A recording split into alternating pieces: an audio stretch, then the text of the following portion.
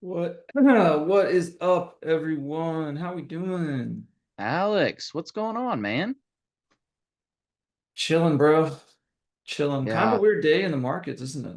weird day. I was just telling everyone I've been so busy this morning. I was doing my normal daily scan, checking out some tickers to see how they're moving. Looks like Pfizer's up about 6.5% on Yeah, some the news. utilities are kind of going up. Some of the few financial stocks, some of the but the yeah, the pharmaceutical stuff is leading the way today. Yeah, Robert said that Trump announced Pfizer will sell Medicare drugs at MFN prices. So Yeah, that, he's starting Trump RX. Yeah, I oh, saw that. I was Trump just like, that is RX. hilarious. What? I don't know if that's good for pharma or not, but it's gonna be good for Yeah, us, man. yeah. I Next mean, thing you know, there's going to be a Trump mart. Trump Mart Yeah, instead of Walmart. Made in America goods only. Yeah, yeah. Oh my gosh, could you imagine? The Trump cell phone network actually was an epic fail. So I don't know if I'd want him to make a Walmart or something.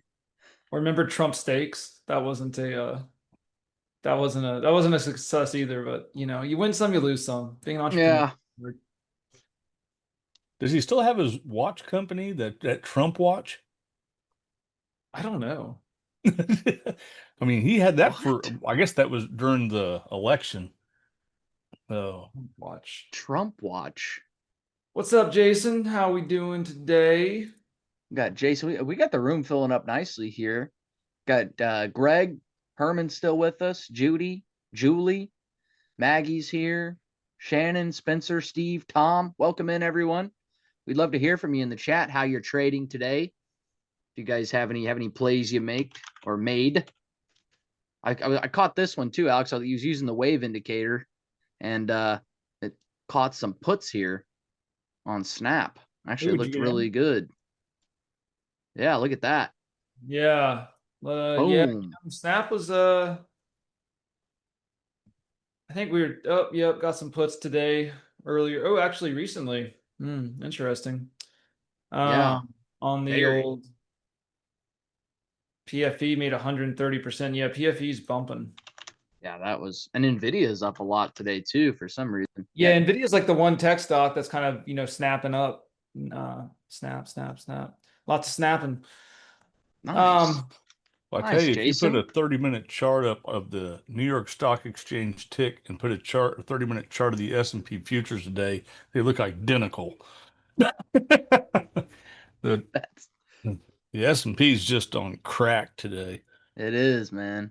It's It's bouncing between 67.17 and 66.93, and it's just back and forth all day long.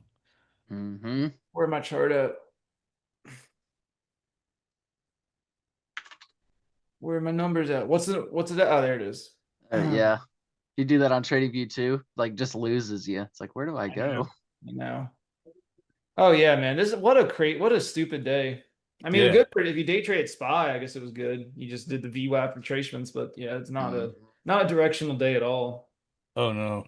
Now, I don't know. I'm assuming this is them getting various newses of shutdown, not shutdown, shutdown, not shutdown.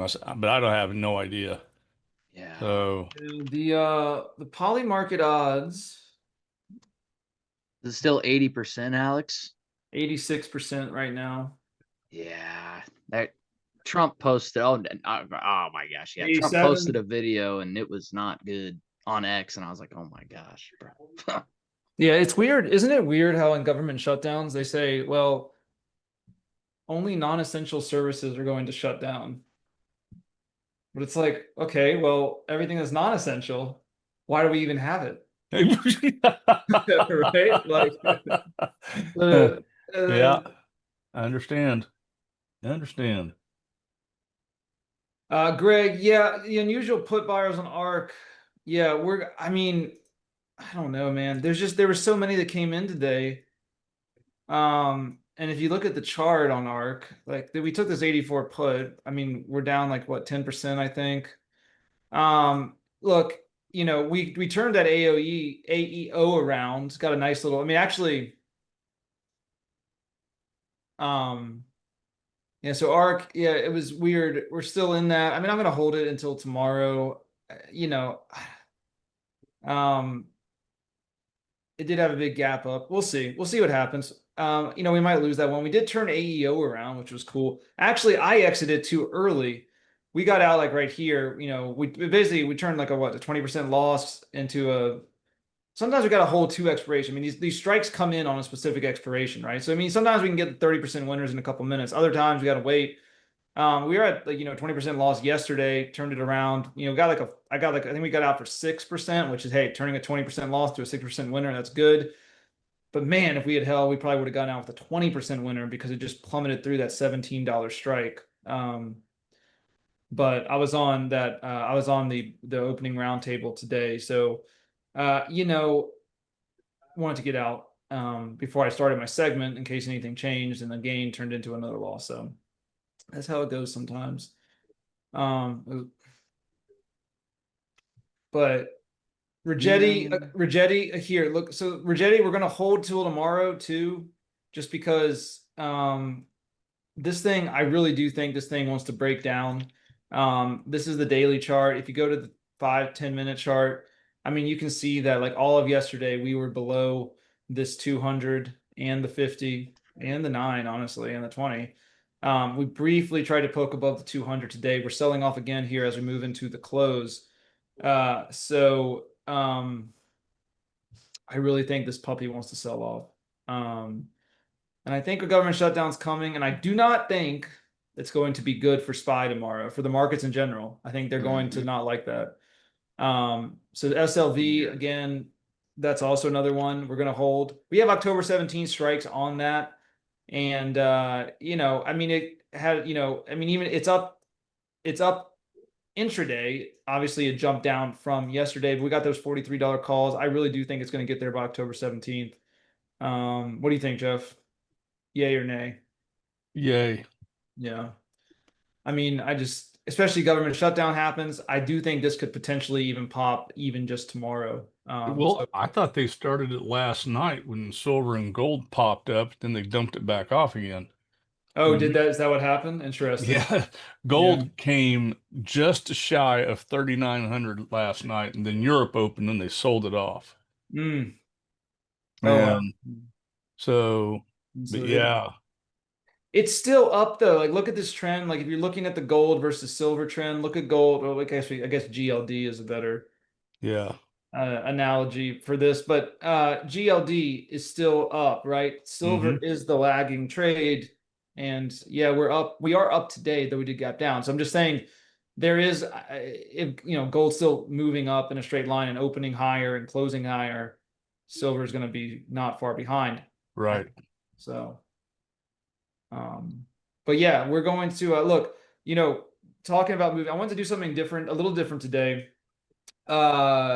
Because Jeff's got this cool scanner. I got my wave indicator. We use moving averages a lot. I use moving averages a lot, right? We both do.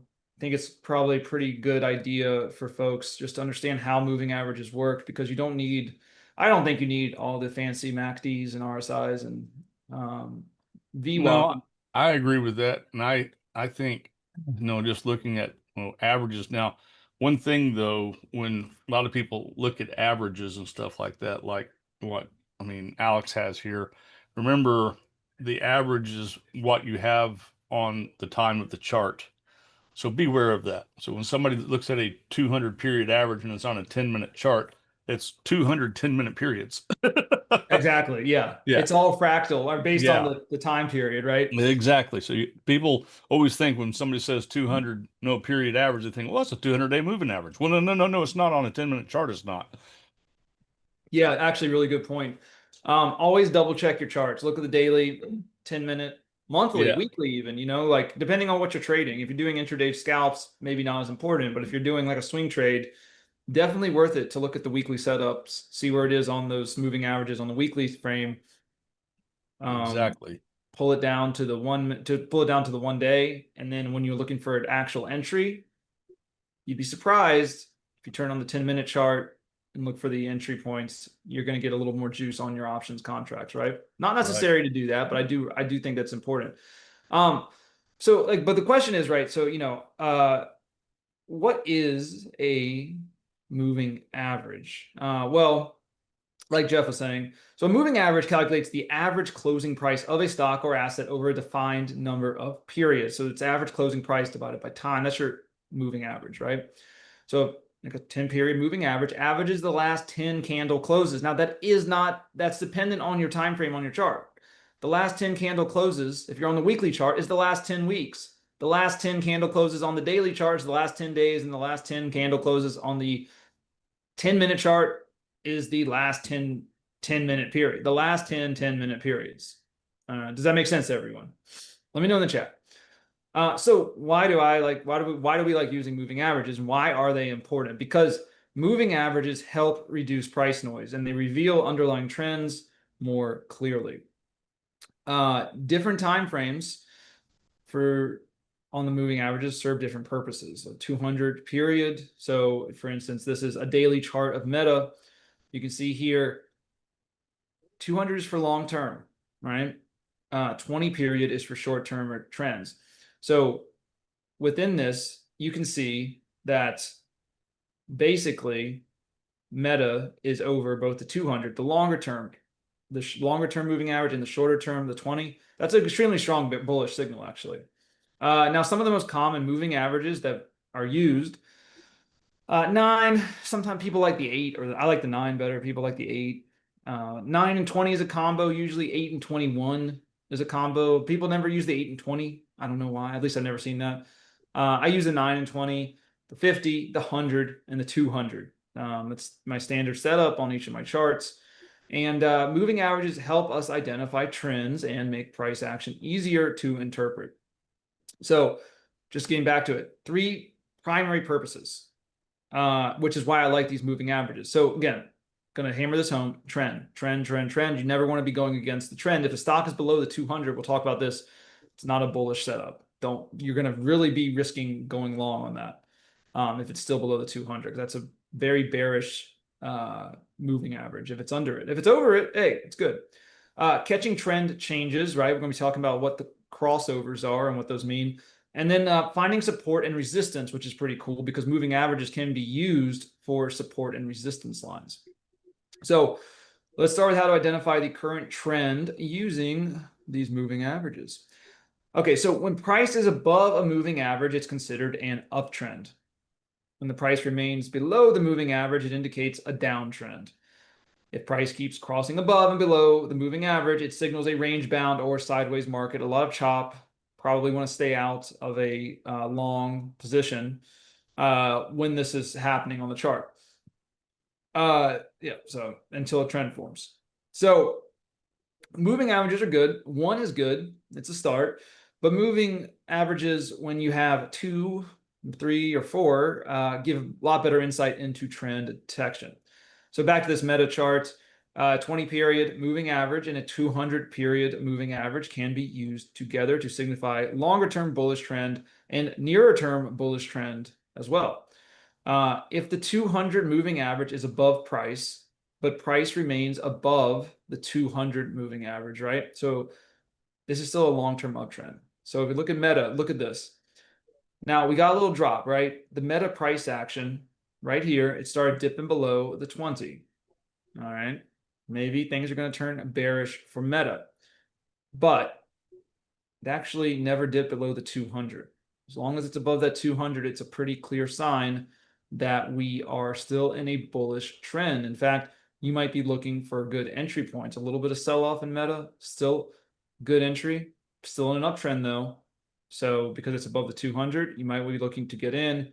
And then of course it crosses back over the 20 and you would be looking pretty hot. So when you look at this way, it helps you avoid taking short trades against the broader trend, right? Like short trades as in puts, right? Or if you want to short stock, but let's just say you're trading puts and you're like, oh, go back here, Meta's going down. Oh, my Meta dropped below this moving average. I'm going to take a 375 put. Hold up. What is the moving average showing you it's way above that $375 put. So do it at your own risk with that. It's not a pretty high conviction trade. Now, if price hugs the shorter term, right, the 20 moving average, but remains above the 200 moving average, that suggests a sideways range within an uptrend. So again, this action right here, you probably want to stay out of if you're playing options, especially because you're just going to lose money to time decay. Again, yeah. So, you know, you want to look for good entries, right? You don't want to just trade like right around when it's chopping. So all that is to say, when you stack these moving averages, they don't, you know, generate trades by themselves, right? There's other stuff you got to look at. There's volume. There's, you know, you can plot the horizontal price and resistance lines and support and resistance lines, but they do help you avoid bad ones, right? Again, like we're saying, don't go puts, don't go long puts when the stock is still above the 200. Now, another good thing to use with moving averages is the slope. So an upward sloping moving average signals an uptrend. The steeper the slope, the stronger the trend, right? So you can look back here on Meta. We're just going to use Meta as examples today. This moving average you see here, pretty strong uptrend, right? So when you see the slope, when it's pulled away from the moving average, we're in a pretty strong move up. Conversely, if the moving average slope is not, and remember, this is the reason why these slopes matter is because we're averaging the last, in this case, if it's the last 20 daily closes of Meta, right? So it's good for the slope is basically a reflection of the price action over the last 20 days. So it's good for momentum trading. The larger the slope, and if you go back to the algebra class, slope is basically is the line like this, and is the line like this. This is a greater slope. This is a less great slope, a smaller slope, right? This means that the price action is probably more uncertain. This means the price action has more momentum behind it, is moving higher.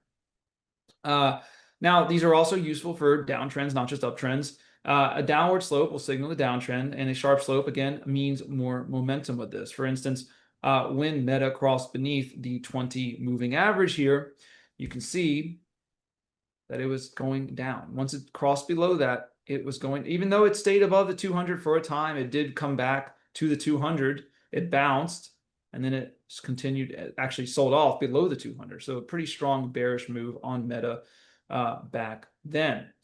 Now, the reason that's important, like I mentioned or sort of alluded to, is strong trends will let you trade more aggressively. Weak trends call for more caution. The higher the slope, the more aggressive you can be with your profit targets. The more aggressive you can be, you know, maybe with your position sizing. When you do not have a great slope, when it's a less slope, the slope is like more like this instead of like this, you will want to just have a little more caution because it could go a different direction than you want.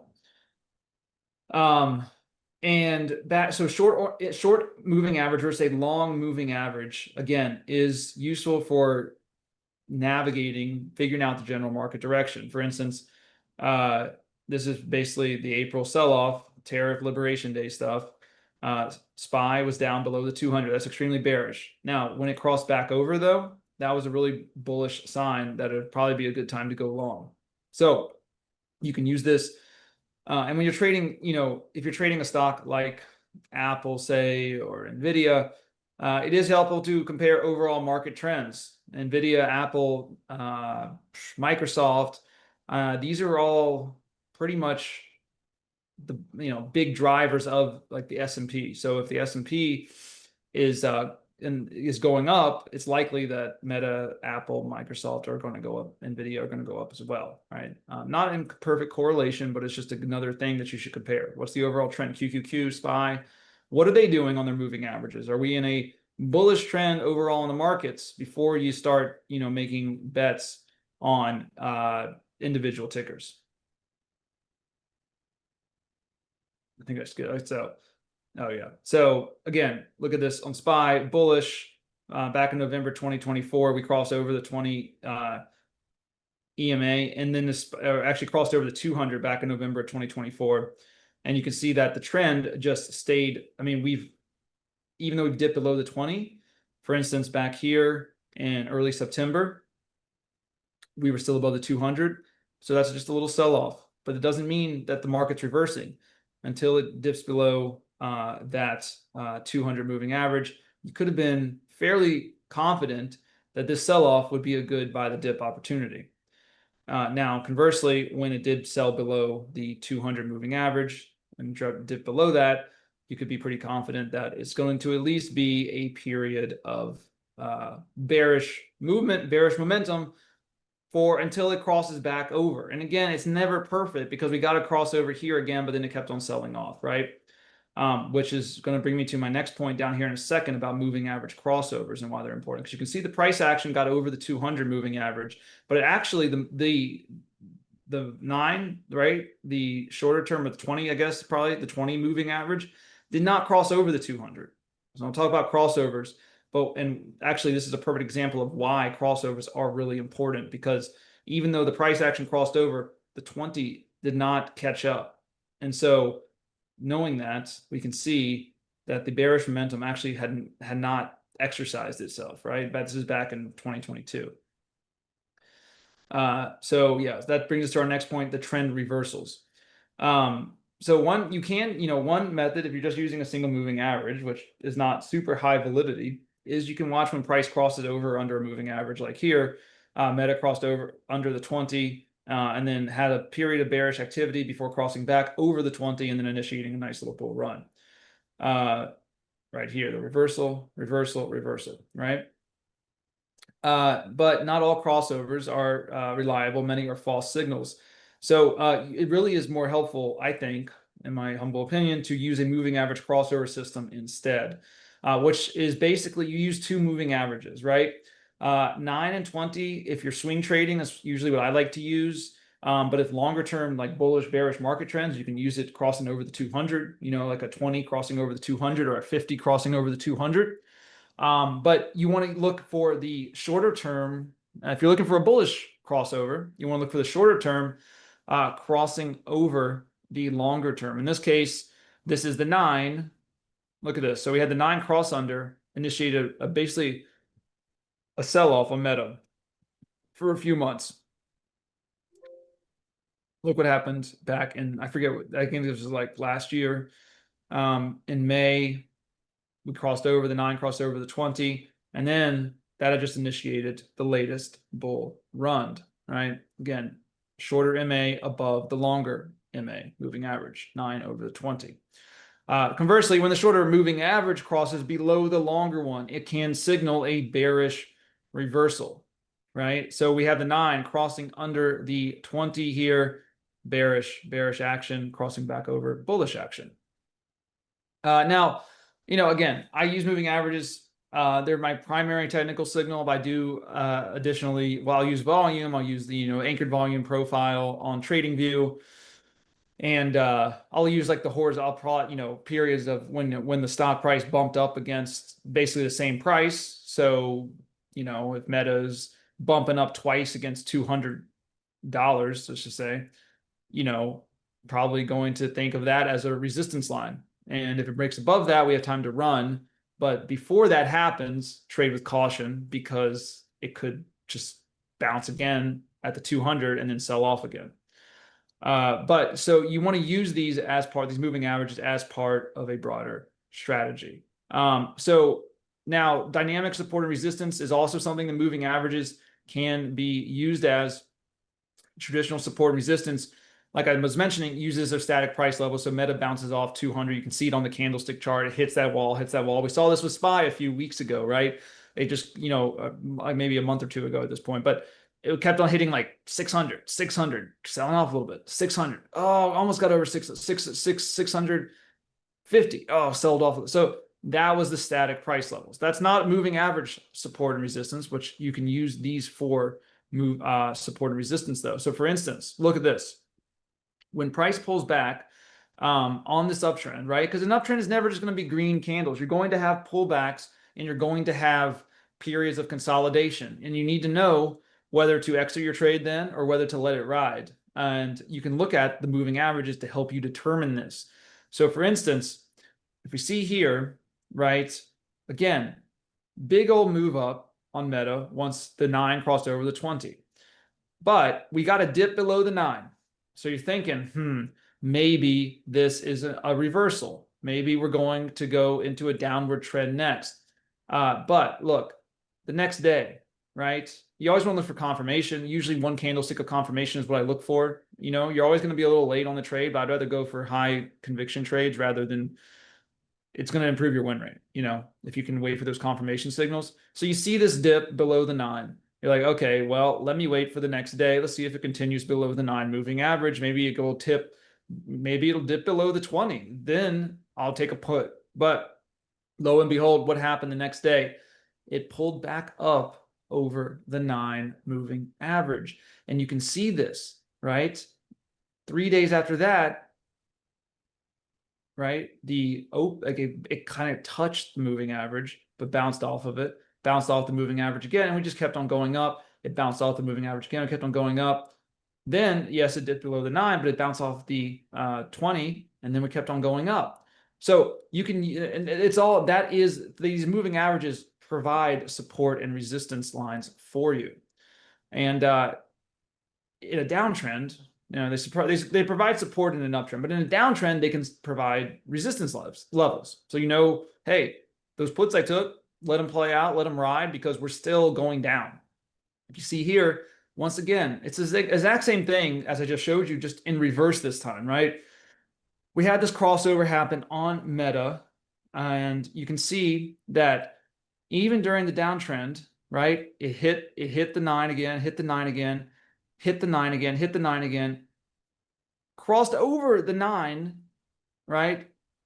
But then again, confirmation, little tricky on this one because, you know, technically that would have been in confirmation, but look at the candlestick. That's like a doji, could go either way.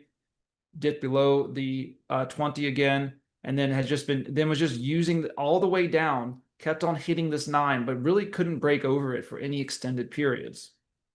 And that was in a downtrend. So it's a support during an uptrend and resistance levels during a downtrend. And the cool thing about it, rather than static price levels, is that this all changes with the price action that the chart is giving you, right? These are dynamic levels that are updated automatically. So it's really good for spotting, you know, trade entries within a trend, right? You get a pull if you're in an overall bullish trend, but you get a pullback below the 9, you get a bounce off of the 20. That could be your signal to go and to pull the trigger, right? So all that being said, that is how, you know, I like to use moving averages. Is any questions on that, Doug? I'm looking at yours.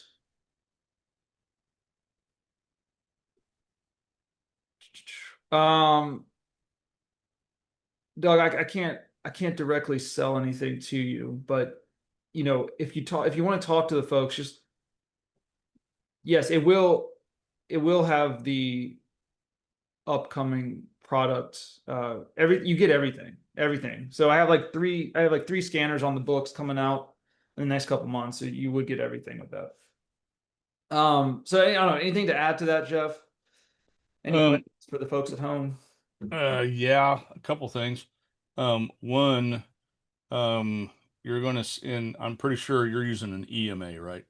I use an So, EMA, yeah. yeah. So you'll see here exponential moving averages, EMAs, or simple moving averages. The simple moving average is just like Alex was saying, it averages out the past 10 bars. The EMA puts weighting on the most recent closes. So what you'll see with that is you'll see an EMA turn before an SMA turns. And so it gives you a quicker entry or a quicker exit. So it all depends on how you're wanting to look at the market or anything like that. I mean, to me, I'll throw a simple moving average on something just to say, okay, now I know the trend of it on a weekly chart and a daily chart there. But if you're trying to trade off something, I always like to look at the EMA because it'll give you that quicker move to say, hey, we're moving up or moving down. And if you're wanting kind of another look at how another way of looking at moving averages, if you'll, I mean, this is kind of old school, sorry, but here it goes. Um, if you'll throw a Bollinger-band on a chart using just like a standard 2 deviation and use the standard 20 and 30, whatever they use on that, um, you can throw a 3 period average on it, and when the 3-period average crosses that mean, which is at a 20 moving average, or if you want to put it at a 21 moving average, doesn't matter. But once it crosses that, what you'll find is that it will usually go test that upper band, the deviation, and it will sometimes ride along that deviation for a while. But once it crosses back over that mean line, they're reversing the market. And that was the one thing John Bollinger had was an expert at until people just started, just bastardizing his moving averages and just tearing them up. And now nobody uses it anymore because they don't use it the way he used to. So, but it's Very still a cool. very, very viable little thing. But you can put a 3-period average on a Bollinger-band using like a 20 average, and that way, when it goes above, when you see that 3-period cross above it, it'll go up and test that upper band, and a lot of times it'll ride along it, just like the SPY or whatever it is. But if it ever rolls that over and goes back across that, that mean line, um, then usually it'll go back down and retest that lower band. But I mean, that's the one thing that's kind of, if you're trying to get a better picture of, hey, is this thing really moving up or moving down, or where can it go to, or where can it go up to? A lot of people do still use that, and it's really pretty cool. So, That is awesome. Yeah. I mean, I know it's not exactly what you were saying but it is riding the Bollinger Bands up yeah, SPY. So you can kind of see that it's not perfect. I know I got a lot of lines on the chart now. yeah. But anyway, that's just another way of looking at things with a moving average. And so moving averages are literally a very, very great tool of getting a better picture of a market. I mean, unless you're really experienced, just watch price itself, um, then you'll have to really pay attention to what's going on, and the moving average and everything like that give you a whole lot better picture than trying to memorize a lot of prices. So, Right. Yeah. Watching the tape, all that stuff is pretty yeah. advanced. It's hard. It's hard. It's hard. I mean, it's hard. It's Yeah, hard. It's stressful too, man. Because you got, yeah, like Jeff said, you got to keep a lot of numbers because I don't know if anybody's ever watched the tape, but it's moving all over the place. So you're like, what was that? What was that big order block that just came in? Because it just got exactly. erased because Yeah, 15 other just landed. So, right. um, And Greg, that's really designed around a daily. That's what John Bollinger used. That's what they used back. Like I said, this is kind of old school. I mean, they didn't use 10-minute charts and 5-minute charts and 1-minute charts and all that stuff way back when. This is done on a daily chart. So if you want to look at a daily chart and use that, it's really pretty good and I'll call it swing trading, but it's kind of a 2 or 3 week trade as opposed to trying to get something that's going to happen this week and we're out by Friday and we're gone. yeah. So just beware of that. Yeah, no, really, really good stuff. So look, I know you can use RSI. I mean, it's cool. I've traded with I tried to use RSI to no avail. I tried to trade with MACD. Um, I don't like them. I really don't. I don't use that stuff. No, I don't use no. that stuff. Um, Yeah, I don't care for MACDs or RSIs or anything like that. I even tried using Keltner channels and I didn't care for those either. yeah, I So, mean, yeah, and hey, everybody has their own style. If you like yeah. that, maybe it works for you. I never could get it to work. I found that it's really just really simple just to use moving averages because like that's what. And this is not just drawing lines on the chart. Like these are every line you see here is composed of a numerical value, Yeah. which guess who uses numerical values to trade? Computers. They account for like 80% of all trades, right? So they're all using Right. these numerical values. This line is just a representation of a smoothed average of numerical values. So the algos use this stuff. The big trade desks all use this stuff. You don't need all the stuff. I'll throw on an anchored volume profile and stuff just to see, I'll do like the horizontal, static price lines, but it's really basically simple. It's more simple you can make things, I think, the better. Hey, go to barchart.com real quick. All right. I don't know if you ever go here or not. I don't. Yeah, go I don't to have a bar. membership. Yeah. Well, you don't have to have a membership. Just go to barchart.com. All right. The only thing, if you do a login for this, if you have a what they call a dashboard or a watch list or a portfolio, it'll save it. Otherwise, it doesn't. So Just put in a symbol. Put, I don't know, meta. Put whatever you want to in there. Up there at the top. Yeah. Now, on the far left side, underneath the options over here, I think that's it. Hold on. No, go up underneath technicals. Click on that trader cheat sheet. These are the numbers he was just talking about. This is on Meta. And you can see they'll put every single freaking number that they can Oh, wow. think of in here. And so if you're wanting to know what the price is of the 38.2 retracement from the 4-week high, which is what? Fib, right? They've got it on here. But There they you go. have every 764. single moving average RSI fib retracement job number. So if you're wanting to see prices, as what he was just talking about, here it is. Go to the trader cheat sheet on bar chart, and it'll give you every price that you want to know. Otherwise, you can just look at a moving average and do a pretty good job. Yeah, this looks like Greek to me. I don't know what you do Yeah. with this information. Yeah, but I mean, but what you're basically saying is I mean, if you're a numbers person, what you're doing is saying, okay, so where's the retracement, that 38.2% retracement from the 4-week high or from the month high?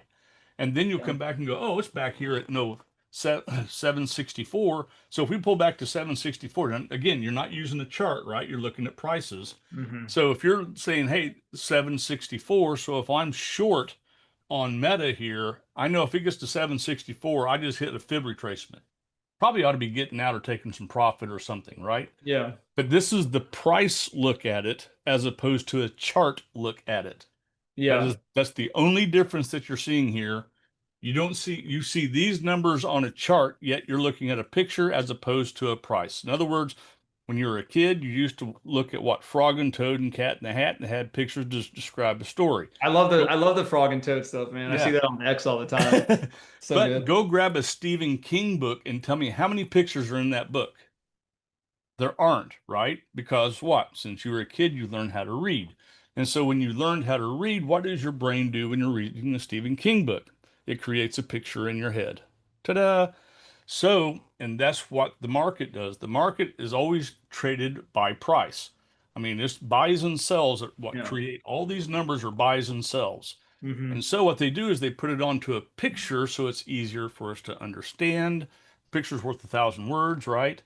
As opposed to if you just want to read the numbers or the words in the book, you can come here and go read all the words that you want to and know exactly where those prices are.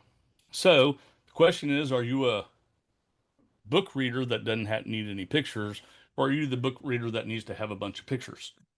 And that's the difference between them. There are Yeah. tape readers that are out there, and then there are chart readers that are out there.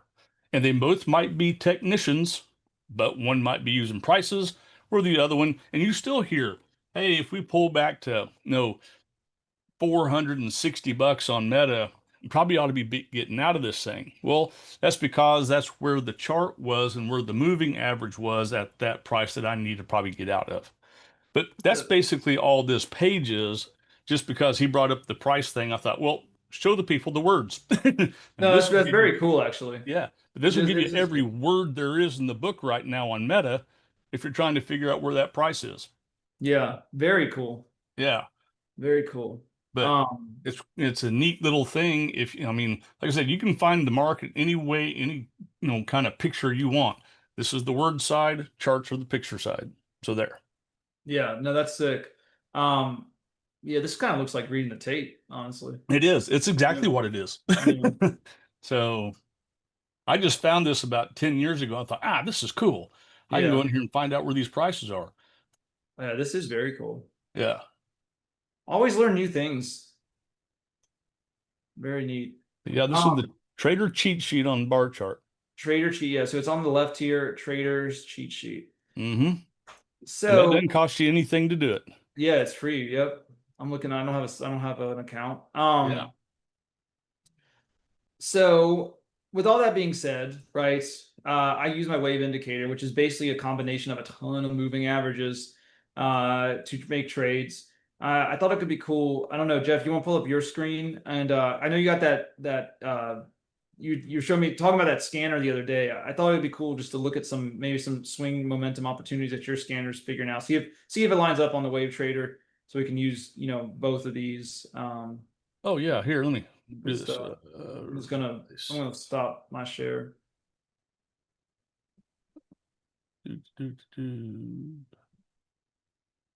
Okay, so this is a scanner that I use quite often. In fact, I use it every day. I actually threw Alex the link to it while we were chatting yesterday. I guess he saw it yesterday evening. Yep. So, and it's free. This is Finviz. All right. And so what I do each and every day, and this changes throughout the day because markets move. All right. And I'll give you one little quirk to it. If you look at it pre-market, it'll do everything based off of yesterday. But once you get to 9 o'clock in the morning, 30 minutes before the market opens, it will zero out and there'll be nothing for the first that 30 minutes before the market opens.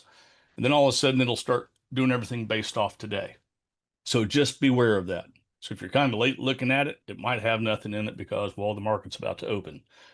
Anyway, what this is doing, it's got several different things it looks at. And I'll just go through them. First of all, what I want to do is first, I want everything to be based out of the United States. It makes it simple for me. I don't have to look at China and I don't have to look at Europe or anything like that. And I want it to be optionable. So I want it to have options on it. Pretty simple on that one. And then I'd like to have the volume on the stock to be over 1 million shares. So that's going to weed out a whole bunch of stocks that don't have an average of over 1 million shares traded in a day. And then you can change this. I change this quite a bit. This one says over 70. So it's going to grab every stock over $70. If you like cheaper stocks, then take it down to over $20. All right. You're going to get a whole lot more stocks doing that, but you can do it from whatever you want to. But I'll change that around just depending on what I want to see.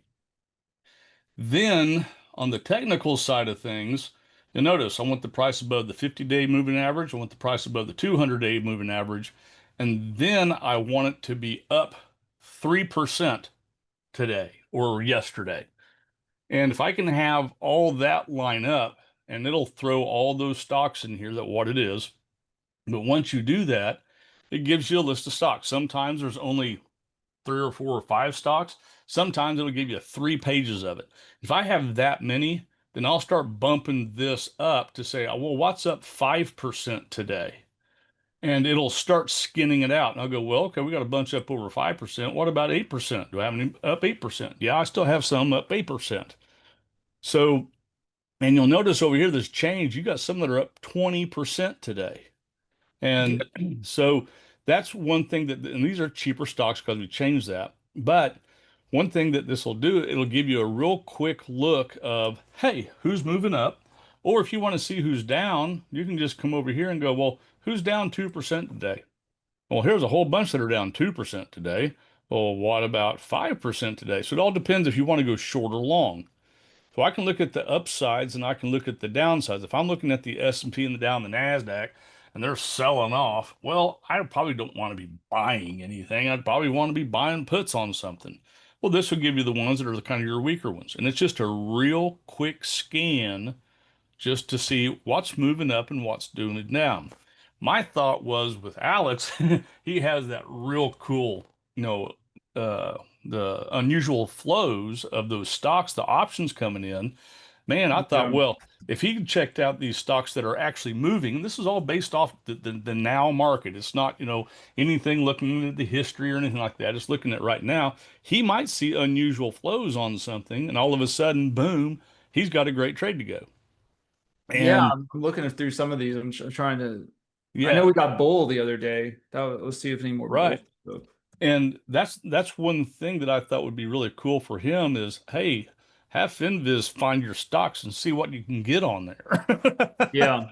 And that might give him actually an edge to say, hey, this one's coming out. I found one this morning, it was called Wolf. And I was like, I never heard of Wolf. And I looked at it, and man, it had jumped up. It was down at like $2 and it was up at 22, which I wouldn't trade it. But they just came out of Chapter 11 bankruptcy yesterday, and that's why they were up. So, and they're a tech Oh company. wow, yeah, look at that. Woo. Yeah. Yeah. But yeah, they just came out of Chapter 11 bankruptcy, but they were on this scan, and I was just like Wolf. I was just like, I kind of like the name Wolf, you know. But yeah, then I found out that they just came out of Chapter 11 bankruptcy, and well, I'm gonna let that trade around a while before we do anything. So Yeah, I actually got a call from my on my wave indicator yesterday on it, which we would have been solid, but I don't know about now.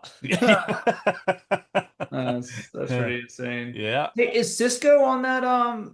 Is Cisco showing up on that scanner at all?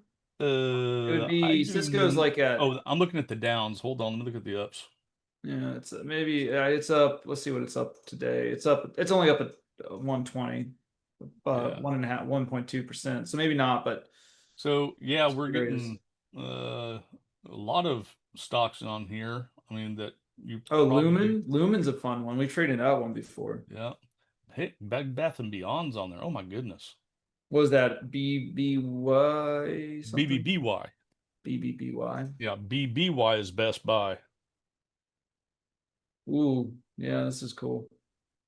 So, but yeah, I mean, and especially during the first 30 minutes of the market, when these things begin to move, maybe you give it the first hour, pop this scan on and go, all righty, now what we got moving now. So, Yeah, very cool. Yeah, Bed Bath and Beyond. I'm looking. It's oof. I think we might actually be heading. We don't have a wave indicator signal yet. Um, but that's we do. It is close. We might wait till tomorrow. Put it on the watch list. Put it on the old watch list. See what happens because sometimes I want to get confirmation on it. yeah, With Hood's the on way. there again. And they even Was- have the 2X long Robin Hood called the ROBN. They put ETFs in here too, I noticed. Oh yeah, Robinhood's soaring, man. Well, I wonder what Yeah, what was the catalyst? Something happened, right? Oh yeah, banking. They're gonna add banking. Jesus, right. Robinhood's gonna be the biggest. Oh, they're gonna be such a big company. Yeah. So, but yeah, that OMC that I put in there is up, and Omnicom, is that Omnicom? yeah, they're in communications. Oh wow, we do have a call. Man, this is up big today though. We had a call. Man, keep on telling me these because we had a call. I don't know if it was on the scanner yesterday, but it was up. We got a call yesterday, and we would have we would have been cruising today. Yeah. I'm gonna plug this into Dell's in here. Finviz. Check Dell out. Dell. Yeah, Dell's up. I don't see anything on the I checked that out. Um it doesn't look like I'm capturing. Yeah, that's weird. I didn't get a call from it, but I should have. Yeah. Wait, I definitely should have by now. I don't know why. It isn't a good uptrend. We'll see. Are we we are. Man, we're these near-term all-time highs. I'm just gonna go ahead and replace the just show people what I'm looking at. So Dell here is up big. I wonder if we got any calls on this. No, today. Well, we're kind of coming up to all. We probably could hit this. I don't know why my wave indicator didn't pronounce signal in this. Nothing's perfect. Um, it's still like in put mode, but it shouldn't be. Look at VRT. VRT, yeah, it were a little. That's up big. Wish we'd have gotten in earlier. But whatever. Yeah. Yeah, cool stuff. I was curious if Cisco, because Cisco, we were talking about Cisco yesterday or something, weren't we? Yeah, because I hate it so much. Oh, that's right. That's right. Well, we do have a call on Cisco here for the wave indicator. We are in a let's see, let's just turn this off real quick. I want to see what the little bit of we're coming down into consolidation, bouncing off the 200. So you see, this is interesting because we're chopping back on price action. With the chop price action and the moving averages are real tight next to each other, the short term. We are still over the 50, so we are in a still in a bullish trend, but just consolidating there. We have this move today. Let's see, any news? Nope. Nothing big, nothing big.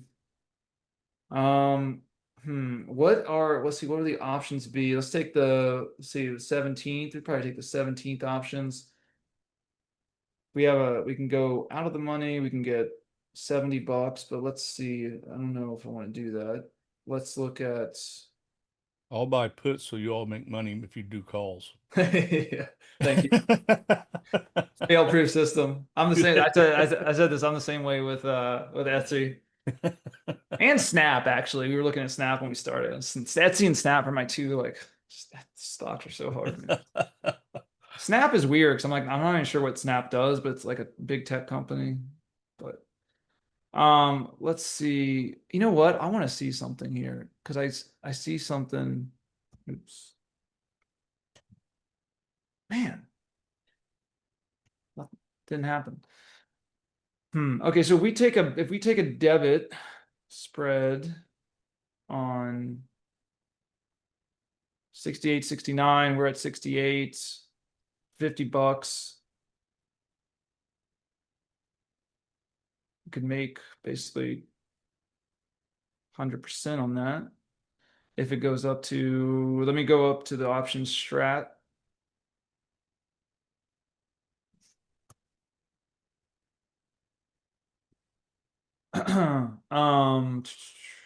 Let's go option strat. Oh no, bull call spread. Cisco. So we're gonna go 17th. We're gonna go, it's at 68, we'll go 68, 69. So if it goes up to basically $69, which is a half-cent move, which we have a call printed out, we would still be basically, we could get, depending on when it gets there, 20% or so, 18, 17%, 20%. We could actually get pretty good. I actually like this trade. So we're gonna go ahead. I think I'm gonna go ahead and open that one.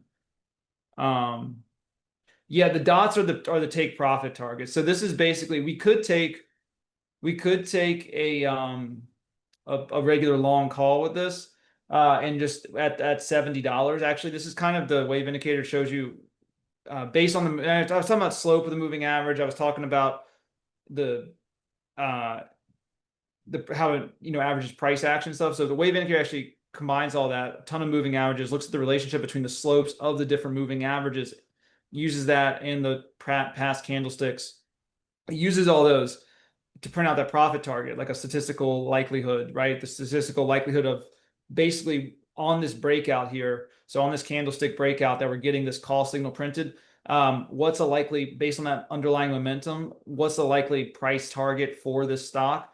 So $70, right? Is it? Now, the thing is, we do have the government shutdown coming up. We have a little bit of risk, existential risk to the markets for the rest of the week. I think IV, I haven't checked IV today. I don't know if IV is any higher than usual, but if it is, and it crushes right after the government shutdown, we could be hurt on our options. So using a debit spread would be a smarter move in this scenario. So I'm going to go ahead and write this out to drop it in the chat for y'all. But we're going to buy to open the $68 call. See Cisco $68 call. Sell to open the Cisco.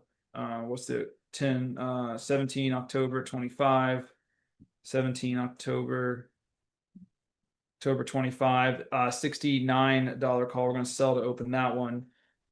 So try and get in for, here you go, everyone. We're going to try and get in at,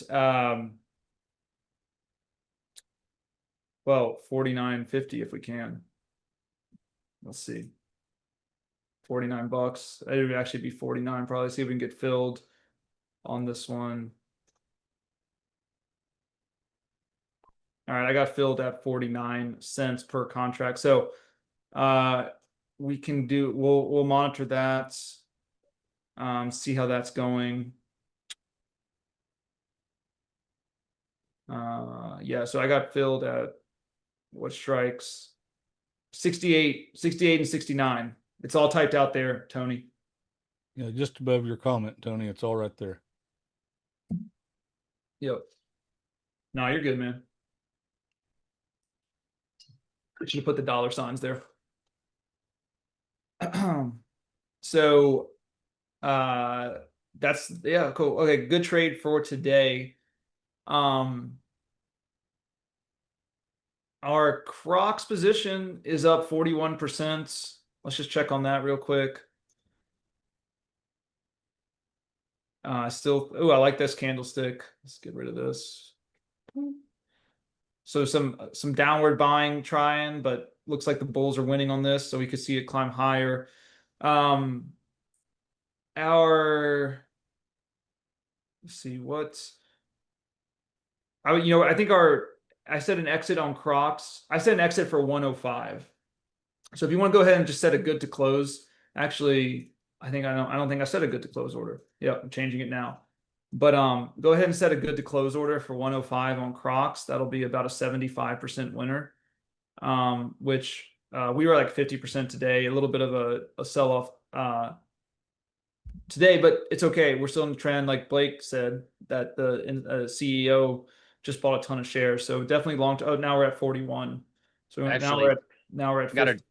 Gotta jump in and correct something there. So that purchase was actually part of the CEO's initial, like, they hired him. So that was not actually a $3.5 million buy. His vesting plan. Okay. Whatever. Yeah. So, I mean, there's other insiders that bought before they announced the Sydney Sweeney news. So we're still with them, but that 3.5 million buy was actually part of his compensation plan.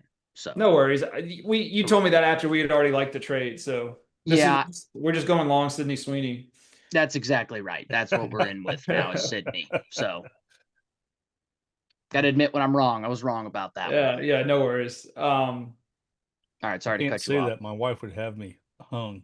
Yeah, I'm not making any value judgments. I'm just saying what happened with AVO. That's all I'm talking about, man. Mm-hmm. So I guess the instead of good jeans, it's good flip flops. That's right. You know? There you go. Well, she can wear the flip flops with the jeans now. Yeah. Yeah. So okay, so we'll watch that. I go ahead and just set a good to close order on that puppy for 105. Again, we're at 50% now. We're gonna try and get out at 75%. That's like our max profit we can get on this. We were like at 65 this morning, and I do think we're gonna move up. So go ahead. If you want to get out now, you can. I'm just saying I'm gonna be holding until 105. So and that's that. Now, so we were talking about moving averages. We're talking about I was alluding to, sometimes debit spreads are good for when IV is IV crush, when obviously volatility decreases your options. If you're just taking a long option, right?